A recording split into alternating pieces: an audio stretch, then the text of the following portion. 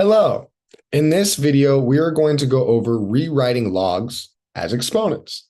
This stuff's actually pretty simple, and you just have to remember the transformation we use from logs to exponents. I call it the snail method. So the first thing we're going to do is go over the snail method. I have log with a base of b with the argument of x equal to y. And I'm going to make sure these are all color coordinated so we're very clear what happens here. So basically, I have a log. Base of b, argument of x is equal to y. This is an equivalent statement of the following. And what we're going to do is called the snail. I'm going to start from my base, draw an arrow across the equal sign, draw another line and an arrow back over to the x.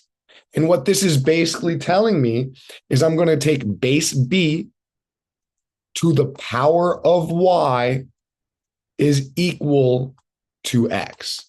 And these two statements are equivalent, the exact same. They will give us the same result. So the snail method, start from the base, arrow across. So base with the power of y is equal to x. That is our snail. It goes like that, if that makes sense.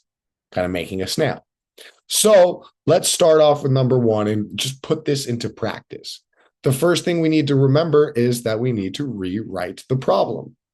Next, I'm going to recognize what everything is for my transformation step.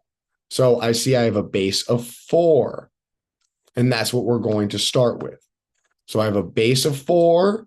I go across to the equal to the 3/2, back over across the equal sign. So each arrow goes across the equal sign. So 4 to the power of 3/2 is equal to 8 is how we rewrite this statement into exponent form.